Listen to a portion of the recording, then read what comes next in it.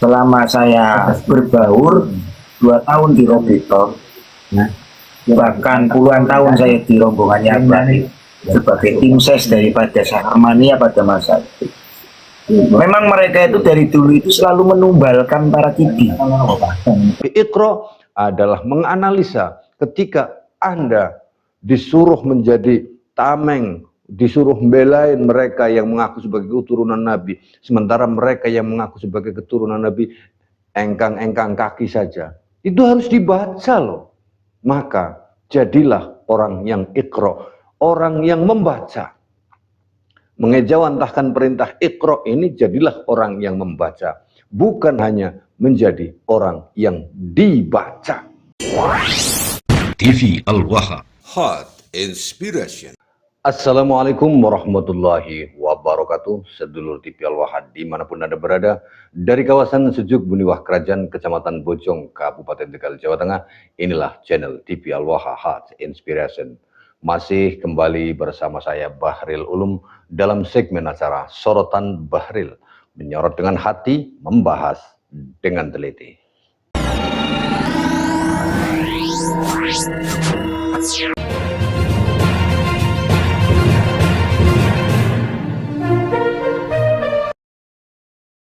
Sedulur TV Al-Waha, ini ada sebuah video yang menarik, benar-benar menarik apa yang disampaikan oleh seorang mantan kibin, mantan muhibinnya Mbak Alwi, kalau Panggalawi ya.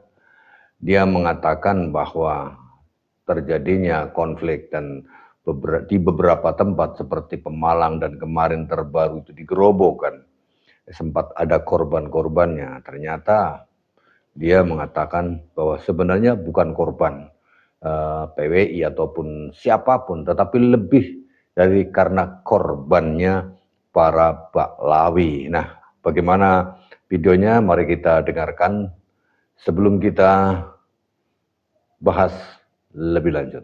Ini dia. Sebetulnya begini kan, secara ini ya, selama saya berbaur 2 tahun di Robitor, bahkan puluhan tahun saya di rombongannya Abadi sebagai tim ses daripada Sahamania pada masa itu.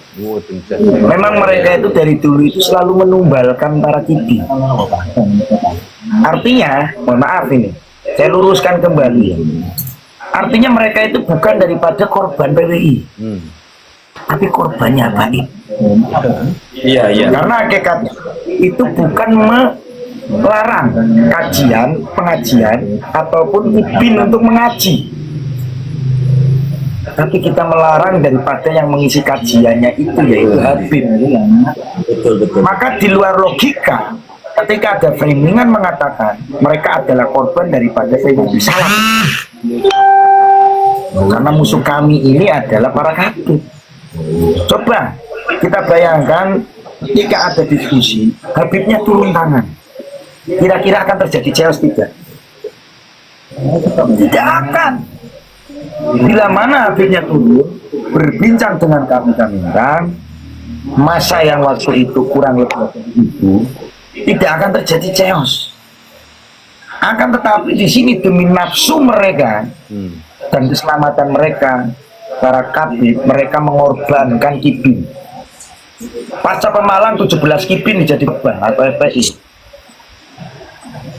Tangerang, banser kita semuanya menjadi korban. Bonyok sampai Bahar bin Smith menyogok 1 miliar pun kami tidak terima.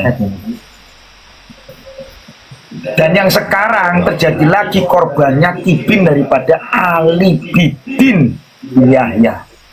Mau sampai kapan? Mau sampai kapan kita orang ini diadu domba sesama pribumi? Gitu. Artinya di sini bukan korbannya PWI, justru korbannya KB.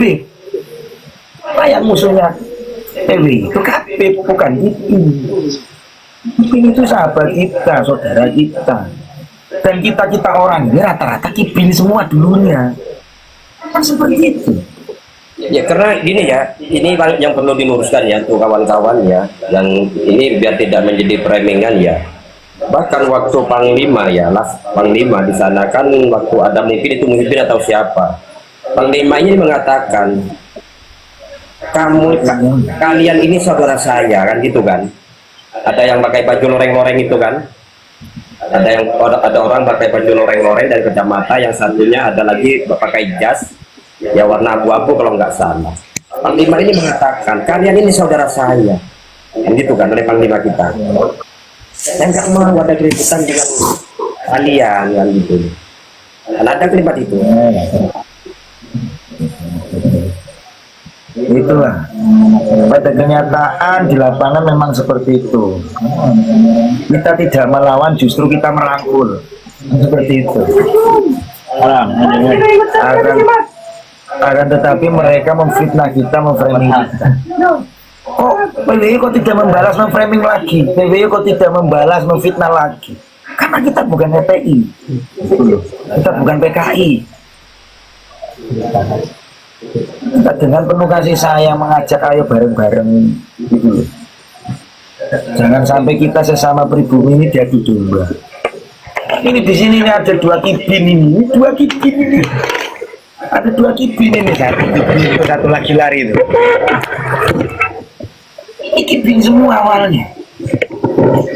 Tapi dengan kasih saya rahmatan lil alamin kita dakwakan dengan kebenaran. Rata-rata anggota mereka itu anak-anak muda, adik-adik kami semua gitu. Kok bisa mereka para kabib berani-beraninya mengorbankan, menumbalkan pribumi? Kalau memang kabib ini adalah orang mulia keturunan Nabi, harusnya berkorban untuk umat. Nabi Muhammad SAW setiap Idul Kurban mengorbankan 100 kambing untuk umatnya.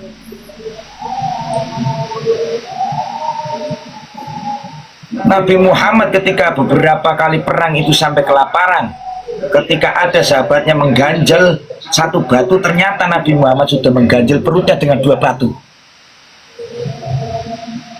Kalau memang mereka keturunan daripada Nabi Muhammad, akan tetapi secara analogika kita, mereka itu jauh sekali daripada keturunan Nabi Muhammad. Bahkan berani mengorbankan umatnya Nabi Muhammad. Ini kalau menurut saya ini sudah pelecehan umat ini, Mas. Benar saya yakin ini. Bahkan kalau kita membawa undang-undang, Bang Citrun lebih tahu bagaimana mereka itu sudah ya melecehkan agama Islam, menandingi agama Islam. Nabi Muhammad Mi'raj 1 kali, mereka 70 kali. Ini sudah masuk delik. Coba aja tanya Kang Citrun yang lebih paham hukum. Nah itu dia sedulur TV Al-Waha, seorang mantan mukhibinnya Pak Alwi benar-benar mengakui bahwa apa yang terjadi selama ini, mereka termasuk saya lah, termasuk saya ketika saya menjadi kibin mereka, itu ya hanya ditumbalkan, dimanfaatkan. Jadi kalau panjenengan semuanya yang saat ini masih sangat getol membela-bela mereka, itu Anda semuanya sedang dimanfaatkan. Kita di Perjuangan Wali Songo Indonesia Laskar Sabilillah tidak pernah ada niat untuk berperang dengan sesama bangsa Nusantara sendiri. Kita sedang meluruskan sejarah, bukan mengajak orang membenci kelompok orang lain. Kita tidak mengajarkan, PWI Laskar Sabilillah tidak ada ADART-nya harus membenci kelompok Pak Alwi. Enggak ada. Silahkan Anda baca ADART PWLS itu, apakah ada satu poin saja yang menyebutkan bahwa Perjuangan Wali Songo Indonesia Laskar Sabilillah didirikan untuk membenci Habib? Enggak ada. Karena tujuan misi pertamanya adalah meluruskan sejarah. Jangan sampai orang kemudian di kelak kemudian hari generasi-generasi bangsa itu tidak tahu sejarah bangsanya sendiri, sehingga mudah untuk dijajah, untuk dikuasai oleh bangsa lain. Dan terhadap keabsahan atau kesucian duriah Rasulullah SAW, PWILS ingin mencintai dengan cinta yang tulus terhadap zuriyah Rasulullah Shallallahu Alaihi Wasallam, terhadap Rasulullah dengan cinta yang sebenar-benarnya, cinta tanpa ada kepalsuan. Sedulur TV Al-Waha, kita sedang meluruskan kalau ada sekelompok orang yang mengaku-ngaku memiliki nasab kepada Rasulullah, ya harus membuktikan itu saja. Silahkan Anda mengaku sebagai keturunan Nabi, silahkan Anda mengaku sebagai keturunan Wali Songo, tapi Anda harus bisa membuktikannya dengan pembuktian yang bisa dipertanggungjawabkan secara akademis dan secara ilmu pengetahuan, bahkan ilmu eksakta seperti tes DNA. Begitu ya. Jadi kepada panjenengan semuanya yang masih mukibin, ini video ini mudah-mudahan menyadarkan Anda bahwa ternyata apa yang terjadi kemarin setahun yang lalu di Pemalang, sampai terjadi adanya korban-korban dari bentrokan antara FPI dengan PWLS. Kemudian ada di Tangerang yang menjadi korban itu Banser. Kemudian yang terbaru ini di Grobogan. Itu semuanya boleh disimpulkan bahwa yang menjadi korban bukan korban dari adanya PWI Laskar Sabilillah, tetapi justru mereka adalah orang-orang yang dikorbankan oleh sekelompok orang yang sedang dikritisi nasabnya karena terindikasi kepalsuan mereka dan ada upaya untuk menghegemoni bangsa Indonesia ini sehingga pada akhirnya akan menguasai bangsa ini. Sedulur TV Al-Waha, jadi mari kita berpikir cerdas, jangan Anda kemudian hanya menggunakan emosional saja. Berpikirlah cerdas, bukan berarti saya lebih cerdas, tetapi mari kita berpikir cerdas. Mari kita berpikir cerdas menggunakan logika, akal pikiran, dan ilmu pengetahuan. Karena apa? Karena Rasulullah Shallallahu Alaihi Wasallam sendiri beliau mendapatkan perintahnya, mendapatkan wahyu pertamanya itu apa coba? Bukankah wahyu pertamanya itu bukan emosi, tetapi untuk menjadi cerdas? Apa dasarnya? Iqra. Itu perintah Allah yang pertama kali adalah kita diperintah untuk cerdas, untuk iqra, membaca. Dalam artian bukan hanya membaca buku, bukan hanya membaca kitab-kitab, tetapi juga membaca situasi dan menganalisa setiap hal yang terjadi di sekeliling kita. Itu iqra. Iqra yang sejatinya bukan hanya sekedar kita buka lembaran-lembaran buku, bukan hanya itu. Itu hanya bagian dari iqra. Tapi iqra adalah menganalisa ketika Anda disuruh menjadi tameng, disuruh membelain mereka yang mengaku sebagai keturunan Nabi, sementara mereka yang mengaku sebagai keturunan Nabi engkang-engkang kaki saja. Itu harus dibaca loh. Maka jadilah orang yang iqra, orang yang membaca. Mengejawantahkan perintah iqra ini, jadilah orang yang membaca, bukan hanya menjadi orang yang dibaca. Saya Bahril Ulum. Assalamualaikum warahmatullahi wabarakatuh.